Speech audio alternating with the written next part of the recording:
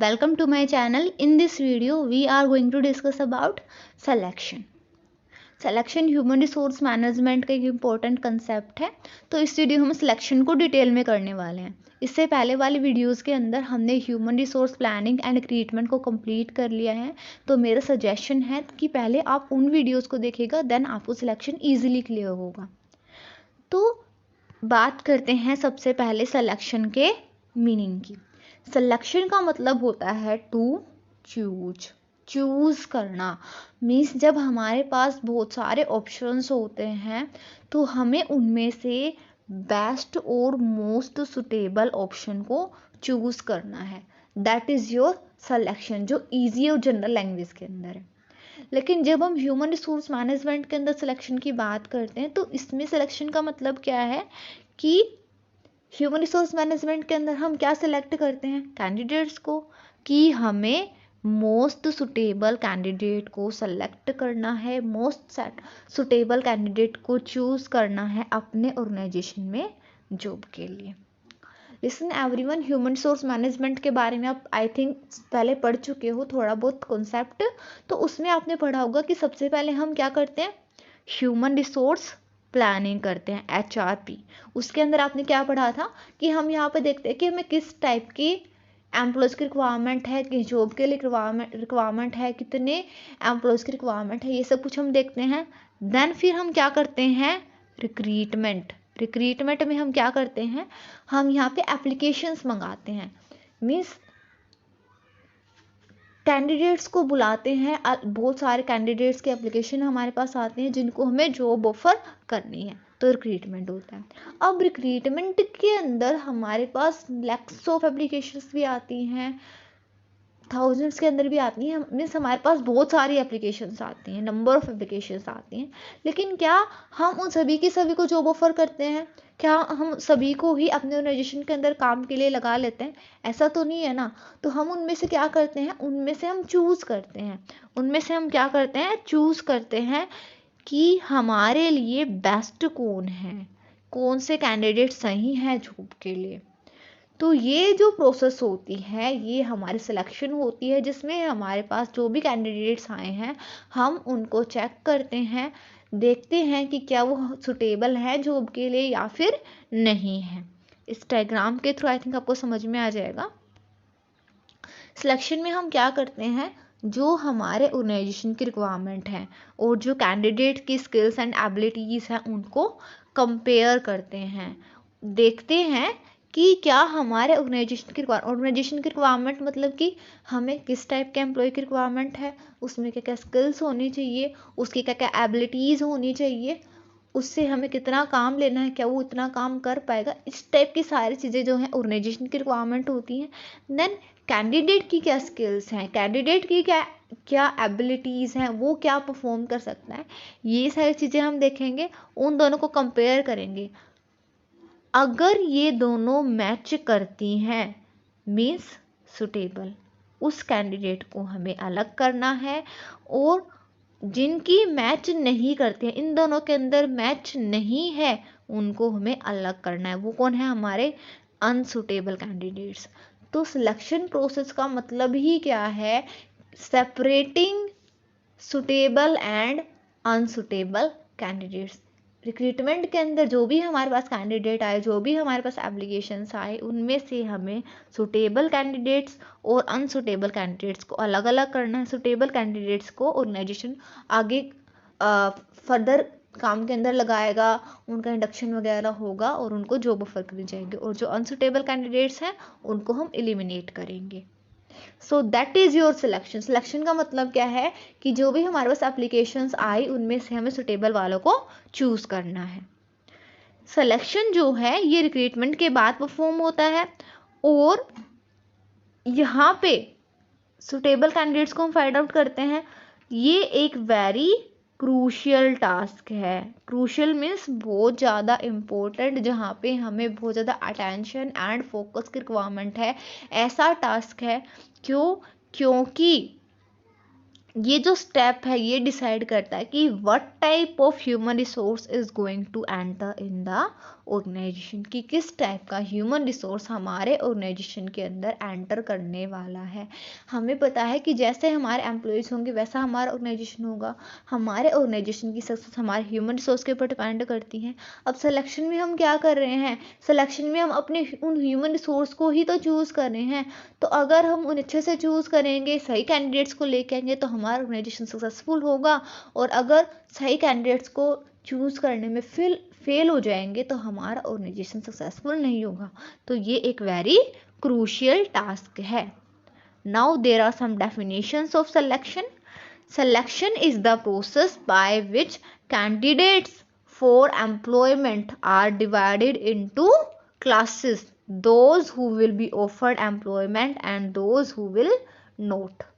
Daily order के according selection क्या है, एक प्रोसेस है जिसमें हम जो भी हमारे पास एम्प्लॉयमेंट के लिए जॉब के लिए कैंडिडेट्स आए हैं उनको दो पार्ट्स के अंदर डिवाइड करते हैं, those who will be offered and those who will not be offered job, जिनको हमें जॉब देनी है और जिनको हमें जॉब नहीं देनी है। Selection process is a managerial decision making process to predict which job applicant will be successful if he hired. David and Robbins के अकॉर्डिंग सिलेक्शन प्रोसेस एक मैनेजरियल डिसीजन मेकिंग प्रोसेस है। मीन्स यहाँ पे हम decide करते हैं किस candidate को हमें जॉब देनी है और कौन सा जो एप्लीकेंट है, कौन सा जो कैंडिडेट है वो सक्सेसफुल होगा अगर हमने उसे हायर किया। तो मीन्स किसको चूज करना सही रहेगा ये हम यहाँ पे डिसाइड करते हैं। That is your selection. Now features of selection. Features of selection, सबसे पहला ये क्या है, act of choosing. This is an act of choosing. Choosing what, most suitable candidate. Means selection के अंदर हम डिफरेंट जो हमारे पास एप्लीकेंट्स होते हैं, कैंडिडेट्स होते हैं, उनमें से मोस्ट सुटेबल कैंडिडेट को फाइंड आउट करते हैं। It is a crucial task. Crucial task मतलब कि इम्पोर्टेंट टास्क है, क्योंकि यहाँ पे हम अपने ऑर्गेनाइजेशन के अंदर जो ह्यूमन रिसोर्स एंटर करने वाला है उसको चूज कर रहे हैं, और जैसा हमारा ह्यूमन रिसोर्स वैसा हमारा ऑर्गेनाइजेशन।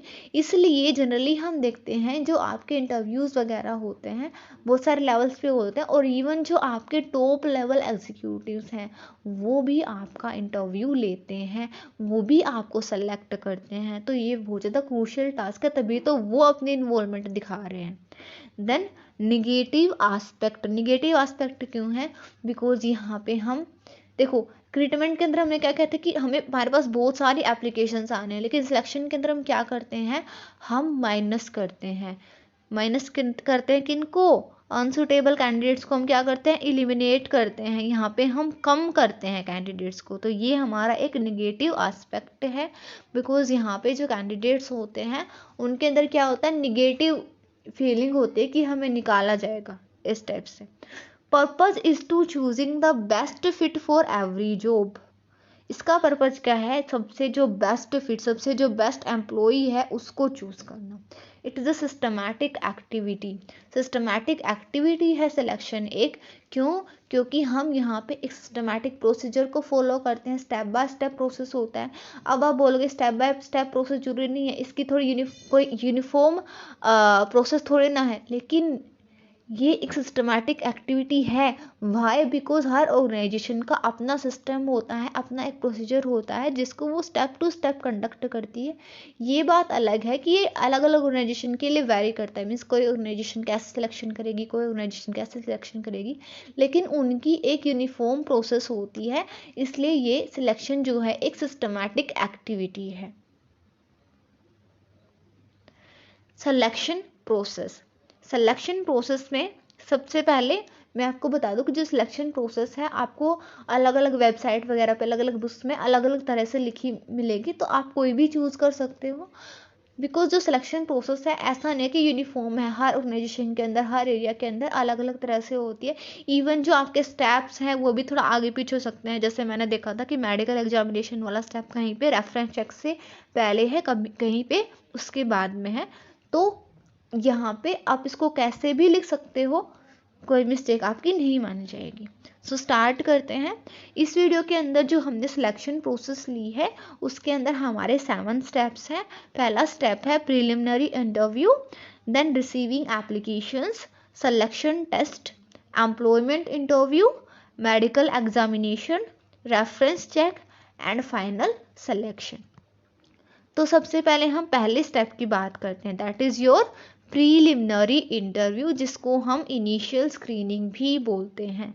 प्रीलिमिनरी इंटरव्यू जो है ये सबसे जनरल एंड बेसिक स्टेप है हमारे सिलेक्शन का। यहाँ पे हम जो बिल्कुल ही मोस्ट ऑबियस मिसफिट हैं, जो बिल्कुल ही अनफिट हैं ऑर्गेनाइजेशन के लिए, उनको हम एलिमिनेट करते हैं। मीन्स ऐसे कैंडिडेट जो बिल्कुल ही अनफिट हैं, जो बिल्कुल ही मैच नहीं करते हैं हमारी रिक्वायरमेंट से, उनको हम यहाँ पे एलिमिनेट करते हैं। यहाँ पे हम उनका जनरल और बेसिक सा इंटरव्यू कंडक्ट करते हैं, एकदम जनरल और बेसिक वाला इंटरव्यू, जो कि लोअर लेवल एग्जीक्यूटिव्स कंडक्ट करते हैं।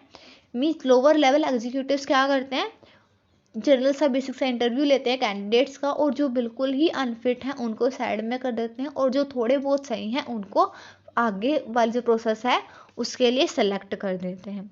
यहाँ पे जो मेनली काम क्या होता है, यहाँ पे जो हमारे एप्लीकेंट्स होते हैं उनकी जो बेसिक इंफॉर्मेशन है वो कलेक्ट होती है, कि उनके पास क्या क्या डिग्रीज़ हैं, क्या क्या क्वालिफिकेशन है, उनके जो सर्टिफिकेट्स वो लेके आने हैं, क्या वो सच्चे हैं, क्या वो सही हैं या फिर नहीं है। ये सारी चीज़ हम चेक करते हैं। कहीं कोई डुप्लीकेट डिग्री वगैरह वाला, सर्टिफिकेट वगैरह वाला कैंडिडेट तो हमारे पास नहीं आ गया, तो हम यहाँ पे इन सारी चीज़ों को वेरीफाई करते हैं, कैंडिडेट्स के रिगार्डिंग थोड़ी बहुत नॉर्मल सी इंफॉर्मेशन कलेक्ट करते हैं, और अपनी ऑर्गेनाइजेशन के बारे में थोड़ी बहुत इंफॉर्मेशन उनको कम्युनिकेट करते हैं। ये जो स्टेप है आपको लगेगा कि लोअर लेवल एग्जीक्यूटिव इसको कंप्लीट कर रहे हैं, इसको परफॉर्म कर रहे हैं, तो एकदम लेस इंपॉर्टेंट स्टेप होगा, लेकिन ऐसा नहीं है। ये एक वेरी इंपॉर्टेंट स्टेप है, बिकॉज हम यहाँ पे जो बिल्कुल अनक्वालिफाइड और अनडिज़ायरेबल एप्लीकेंट्स हैं उनको साइड में कर रहे हैं, जिसकी वजह से जो हमारे HR मैनेजर्स हैं उनका टाइम सेव होगा। देन रिसीविंग एप्लीकेशंस और filling out blank application form. अब जो कंपनी है उसने इनिशियल स्क्रीनिंग कर ली, प्रीलिमिनरी इंटरव्यू ले लिया, उसके बाद हम क्या करते हैं, आपको भी जनरली पता है, अगर आप किसी भी ऑर्गेनाइजेशन के अंदर जॉब के लिए अप्लाई करते हैं तो आपको एक एप्लीकेशन फॉर्म वहाँ पे फिल करना होता है। अब इस स्टेप के अंदर हम एप्लीकेशन फॉर्म की बात करेंगे। हर ऑर्गेनाइजेशन क्या करेगा, एक ब्लैंक एप्लीकेशन फॉर्म डिज़ाइन करेगा और उसको प्रिंट फॉर्म के अंदर, मीन्स या तो ऑफलाइन या ऑनलाइन फॉर्म के अंदर, या तो उसको प्रिंट फॉर्म के अंदर सर्कुलेट करेगा जो कैंडिडेट्स हैं उनको, और या फिर बाय व्हाट्सएप, बाय ईमेल के थ्रू उनको सेंड करेगा। सो ये जो आपके एप्लीकेशन फॉर्म होते हैं डिफरेंट टाइप के होते हैं, अलग अलग जॉब रोल्स के अकॉर्डिंग, अलग अलग ऑर्गेनाइजेशन के अकॉर्डिंग अलग अलग टाइप के आपके एप्लीकेशन फॉर्म होते हैं। ये एप्लीकेशन फॉर्म सबसे ट्रेडिशनल वे है इंफॉर्मेशन कलेक्ट करने का कैंडिडेट्स के रिगार्डिंग। मीन्स आप देखते हैं कि एकदम स्टार्टिंग से ये तरीका चला रहा है जिसके थ्रू हम जो कैंडिडेट्स होते हैं उनके रिगार्डिंग इंफॉर्मेशन को कलेक्ट करते हैं। क्या क्या इंफॉर्मेशन होती है आपकी जनरली, आइडेंटिटी इंफॉर्मेशन, नेम क्या है, एड्रेस क्या है, कहाँ रहता है, टेलीफोन नंबर वगैरह, पर्सनल इंफॉर्मेशन, एज क्या है, gender, whether he is a female और she is a whether he is a male और she is a female, place of birth, कहाँ पे बर्थ हुई थी, मैरिटल स्टेटस, मैरिड है, अनमैरिड है, डिपेंडेंस, कितने फैमिली मेम्बर्स डिपेंड करते हैं उसके ऊपर, मीन्स सैलरी वगैरह जो है उसका खर्चा कितना होगा, इस टाइप की चीज़ें हम यहाँ पे देखेंगे। हाइट कितनी है, वेट कितना है, आई साइट कितनी है, अगर कोई टेक्निकल जॉब है तो इनकी बहुत ज़्यादा रिक्वायरमेंट होती है आपकी। फैमिली बैकग्राउंड क्या है, मीन्स फैमिली में कितने सारे मेंबर्स हैं। हम जनरली भी देखते हैं कि जो हमारी इंटरव्यूअर जो होता है वो भी हमसे जनरली हमारे फैमिली के बारे में पूछता है, आपके फादर क्या करते हैं, आपकी मदर क्या करती है, आपके ब्रदर क्या करते हैं, सिस्टर क्या करते हैं। तो इस टाइप के जो इंफॉर्मेशन होती है वो भी एप्लीकेशन फॉर्म के थ्रू कलेक्ट होती है। एजुकेशन के अंदर आपका एकेडमिक एजुकेशन क्या है, टेक्निकल एजुकेशन क्या है, प्रोफेशनल एजुकेशन क्या है, एक्सपीरियंस के अंदर जॉब कौन कौन सी कर रखी है यहाँ आपने, किसने आपको एम्प्लॉय किया था, कौन सी कंपनी के अंदर, किस ऑर्गेनाइजेशन के अंदर काम कर रहे थे, ड्यूटीज़ काम क्या क्या परफॉर्म किया, क्या अथॉरिटी और रिस्पॉन्सिबिलिटी थी आपके पास पहले, क्या सैलरी आपको मिलती थी, मिसलेनियस में हॉबीज़ क्या हैं, गेम्स क्या है, स्पोर्ट्स क्या है, क्या इंटरेस्ट एरिया है, वगैरह वगैरह हम चेक करेंगे। सो एप्लीकेशन फॉर्म के अंदर क्या होता है, मेनली जो कैंडिडेट्स की जनरल इंफॉर्मेशन है उसको हम निकालते हैं, उसको हम फाइंड आउट करते हैं। Then selection test. Selection test के अंदर क्या होता है कि देखो, हर ऑर्गेनाइजेशन को क्या करना चाहिए, जो भी उसके पास सुटेबल, जो भी उसके पास कैंडिडेट आया है उसको क्या करना है, कंपेयर करना ऑर्गेनाइजेशन की रिक्वायरमेंट के साथ। अब ऑर्गेनाइजेशन की रिक्वायरमेंट के साथ कंपेयर करने के लिए हमें एटलीस्ट ये तो पता होना चाहिए कि हमारे पास जो कैंडिडेट आया है उसकी क्या स्किल्स हैं, उसकी क्या एबिलिटीज़ हैं। तो उन स्किल्स को, उन एबिलिटीज़ को, उस टैलेंट को फाइंड आउट करने के लिए हम क्या करते हैं, उसके टेस्ट लेते हैं, उसके एम्प्लॉयमेंट टेस्ट, जिसको हम सिलेक्शन टेस्ट भी बोलते हैं, उसके डिफरेंट टाइप के टेस्ट लेते हैं, जिसके थ्रू हम क्या करते हैं, to gauge their talent and skills.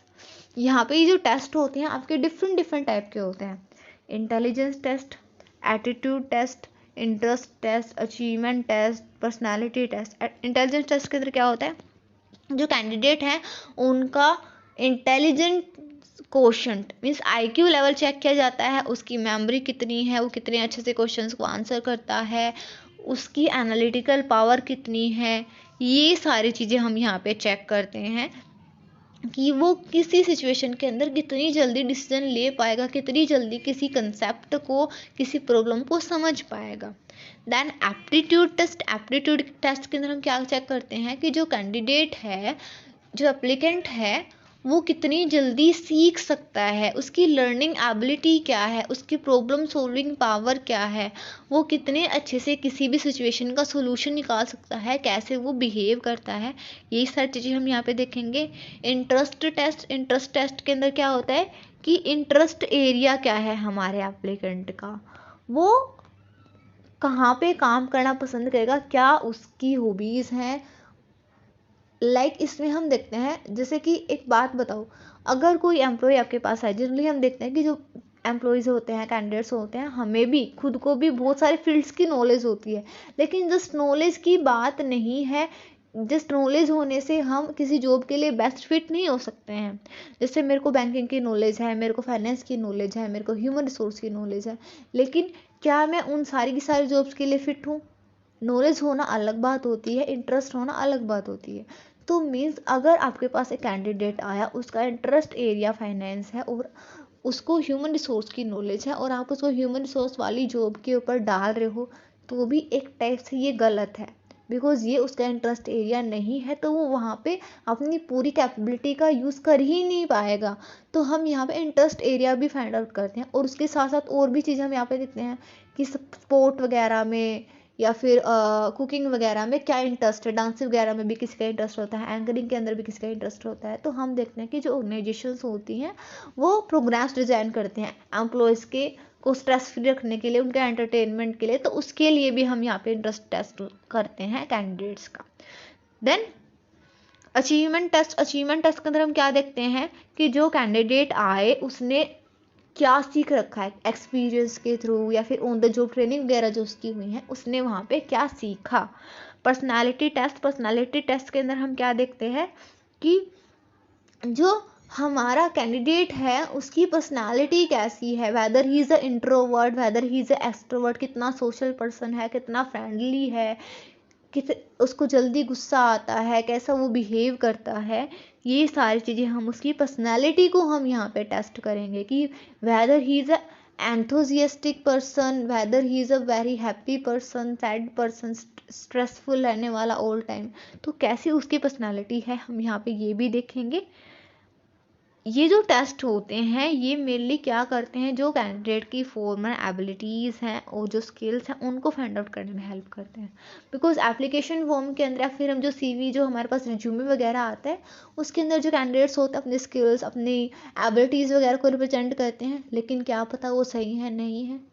Generally हम देखते हैं कि हम सर्टिफिकेशन की बात करते हैं। अब सर्टिफिकेशन का मतलब, अब जनरली हम टेक्निकल स्किल्स के अंदर देखते हैं कि बच्चे टेक्निकल स्किल्स लाइक कंप्यूटर वगैरह के अंदर बहुत सारे कोर्सेज करते हैं।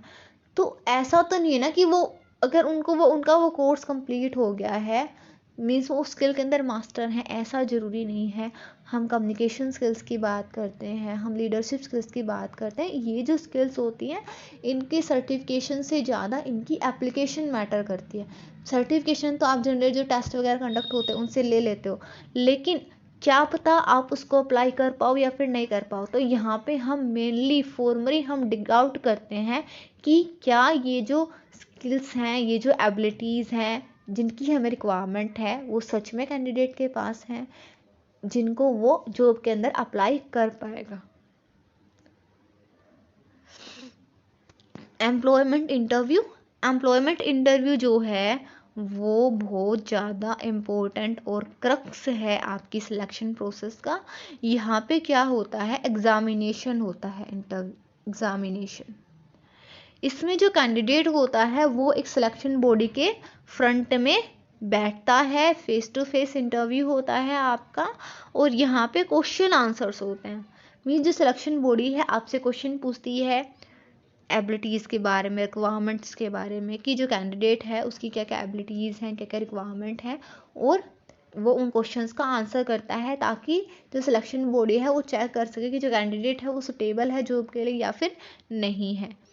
ये जो सिलेक्शन इंटरव्यू होता है ये बहुत ज़्यादा इम्पोर्टेंट होता है। यहाँ पे एकदम डिटेल्ड इंटरव्यू होता है, और यहाँ पे जो सिलेक्शन बॉडी है, जो प्रोफाइल है उसके अंदर क्या क्या रोल होंगे, क्या रिस्पॉन्सिबिलिटीज़ होंगी, उन सारी चीज़ों को एक्सपेक्ट करते हुए कैंडिडेट से क्वेश्चन आंसर करती है।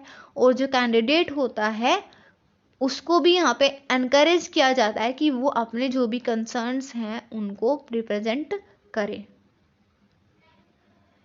ये जो इंटरव्यू होता है ये डिफरेंट राउंड्स के अंदर भी होता है। हम जनरली देखते हैं पहले आपने अगर इंटरव्यू दिया कि पहले 2 मेंबर इंटरव्यू ले रहे हैं, उसके बाद उससे थोड़ा हायर लेवल वाले लोग इंटरव्यू लेंगे, उसके बाद उससे थोड़ा और हायर लेवल वाले एग्जीक्यूटिव जो है इंटरव्यू लेंगे। तो बहुत सारे लेवल्स के ऊपर भी एम्प्लॉयमेंट इंटरव्यू होता है, या फिर एक लेवल के ऊपर भी हो सकता है।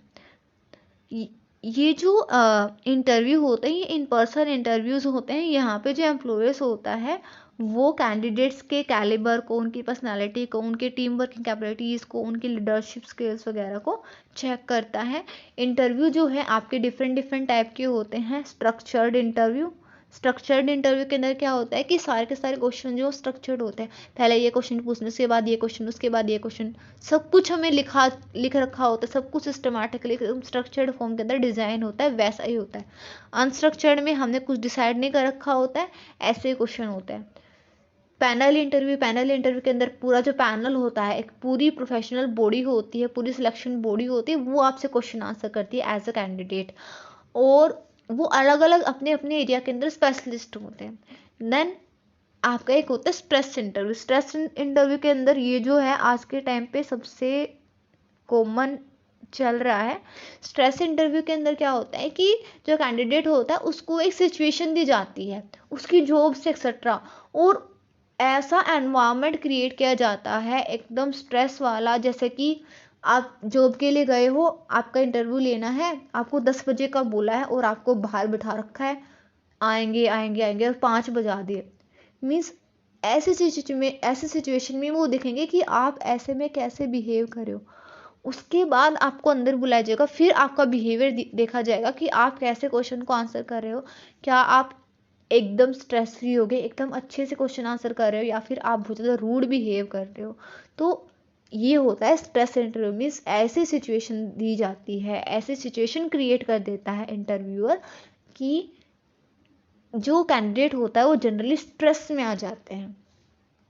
देन मेडिकल एग्जामिनेशन ये जो स्टेप है जनरली स्ट्रिक्टली फॉलो तो नहीं होता, लेकिन आजकल जो ऑर्गेनाइजेशन है वो इसको फॉलो कर रहे हैं। इसके अंदर आपको नाम से पता चल रहा है जो मेडिकली एग्जामिन करते हैं हम कैंडिडेट्स को कि वो मेडिकली फिट है, फिजिकली फिट है, एक्सेट्रा। बिकॉज एक हेल्दी एम्प्लॉई अच्छे से काम करेगा ऑर्गेनाइजेशन के अंदर, वो बीमार नहीं होगा तो सिकलिस भी कम होगी। मीन्स एब्सेंटीज्म भी कम होगा, टर्नओवर भी कम होगा और वो अच्छे से परफॉर्म भी करेगा। तो अगर हमें अपने ऑर्गेनाइजेशन के अंदर ग्रेटर प्रोडक्टिविटी चाहिए तो हमें जो है हेल्दी एम्प्लॉयज को अपने ऑर्गेनाइजेशन के अंदर लेके आना है। रेफरेंस चेक में क्या करते हैं कि रेफरेंस को हम चेक करते हैं। रेफरेंस मीन्स ऐसे लोग जो कि हमारे कैंडिडेट को जानते हैं, ऐसे लोगों से हम बात करते हैं, उनसे इंफॉर्मेशन कलेक्ट करते हैं। यहाँ पे जो कैंडिडेट है उसकी फैमिली इंक्लूड नहीं होती है, बिकॉज फैमिली वाले तो ऑब्वियसली उसके बारे में अच्छा बोलेंगे कि हमारा जो बच्चा है या फिर हमारा जो रिलेटिव है बहुत अच्छा काम करता है, he is very honest etcetera etcetera. यहाँ पे हम उन लोगों से बात करते हैं जिनका ऐसा कोई अफेक्शनेट रिलेशनशिप नहीं है कैंडिडेट के साथ, जैसे उसके कॉलेज वगैरह के टीचर्स वगैरह किससे बात करते हैं जो एग्जीक्यूटिव्स होते हैं, या फिर जो उसके प्रीवियस एम्प्लॉयर्स हैं, उसके कलीग्स हैं, उससे बात करते हैं। उससे क्या होता है कि जो कैंडिडेट है उसके रिगार्डिंग इन्फॉर्मेशन कलेक्ट होती है और हमें रियलिटी पता चलती है कि एक्चुअल में जो कैंडिडेट आया है हमारे पास वो कैसा है, उसकी कैपेबिलिटीज़, उसका एक्सपीरियंस, उसका बिहेवियर, उसकी लीडरशिप और मैनेजरियल स्किल्स कैसी हैं। देन फाइनल अप्रूवल मीन्स अब सारा काम हो गया है। अब जो कैंडिडेट सारे के सारे जो स्टेप्स हैं उनमें पास हो गए, उनको हम क्या करते हैं, सेलेक्ट कर लेते हैं और उनकी जो जॉब है उसको हम कंफर्म कर लेते हैं। यहाँ पे अपॉइंटमेंट लेटर हम उनको सेंड करते हैं जिसमें जो जॉब की डिटेल होती है, कितने घंटे का काम है, क्या सैलरी है, लीव अलाउंस वगैरह इंफॉर्मेशन जो है कैंडिडेट को दे दी जाती है। और जो एम्प्लॉयज़ होते हैं जनरली कंडीशन बेसिस के ऊपर हायर होते हैं यहाँ पे, बिकॉज यहाँ पे इंटरव्यू के टाइम पे हम जनरली देखते हैं कि एम्प्लॉय सिलेक्ट हो जाते हैं, सारा का सारा काम सही करता है, लेकिन क्या पता हम जो एक्सपेक्ट कर रहे थे ऐसा ना हो, वो जॉब सही से परफॉर्म ना कर पाए। आजकल हम देखते हैं इवन जो आपके गवर्नमेंट ऑर्गेनाइजेशंस होते हैं वहाँ पे भी जो आपके एम्प्लॉयज़ होते हैं वो एक बार टेम्पररी हायर होते हैं, मीन्स 1 साल के बाद 2 साल के बाद वो परमानेंट होते हैं। तो यहाँ पे जो सिलेक्शन होता है, यहाँ पे जो हायरिंग होती है वो टेम्पररी लेवल की होती है। नाउ इम्पोर्टेंस ऑफ सिलेक्शन में सिलेक्शन कैसे इंपॉर्टेंट है। फर्स्ट, सक्सेस ऑफ बिजनेस, जितने अच्छे एम्प्लॉयज़ आप लेके आओगे उतना अच्छा आपका बिजनेस चलेगा। और सिलेक्शन के अंदर हम डिसाइड करते हैं कितने अच्छे एम्प्लॉयज़ हमारे ऑर्गेनाइजेशन के अंदर एंटर होंगे। देन रिडक्शन ऑफ एक्सीडेंट्स आपके रिड्यूस होते हैं। एक्सीडेंट्स आपके कैसे रिड्यूस होते हैं कि अगर आप अच्छी स्किल्स, अच्छी टेक्निकल एबिलिटीज़ वाले एम्प्लॉय को अपने ऑर्गेनाइजेशन के अंदर लेके आओगे तो जो एक्सीडेंट रेट है वो कम होगा, बिकॉज उसको आता है काम करना। बेटर वर्क आपका बेटर होगा, स्किल्स बेटर है, एम्प्लॉय की अच्छे से काम करना है तो ऑब्वियसली वर्क बेटर होगा। रिड्यूस टर्नओवर, अगर आपने सही एम्प्लॉय के लिए रखा है तो और वो सही से काम कर पा रहा है तो वो जल्दी से जॉब को शिफ्ट नहीं करेगा। Increase moral and motivation of worker, अगर आपने सही वर्कर को सही काम के ऊपर लगा दिया तो ऑटोमेटिकली वो मोटिवेटेड रहेगा और मोरल उसका इंक्रीज होगा और वो अच्छे से काम करेगा। कॉस्ट ऑफ ट्रेनिंग रिड्यूस होगी, आप सही स्किल, सही एबिलिटीज़ वाले कैंडिडेट्स को लेकर, उसी स्किल्स और सही एबिलिटीज़ वाले एम्प्लॉयज़ को अपने ऑर्गेनाइजेशन के अंदर लेके आ रहे हो, उसको सारा काम करना आता है तो ऑब्वियसली आपको उसको ज़्यादा सिखाना नहीं पड़ेगा। रिड्यूस एब्सेंटीज्म रिड्यूस होगा, बिकॉज उस एम्प्लॉय को काम करना आता है, वो अच्छे से अपना काम परफॉर्म कर रहा है, तो जो एब्सेंटीज्म है वो यहाँ पे कम हो जाएगा। Thank you.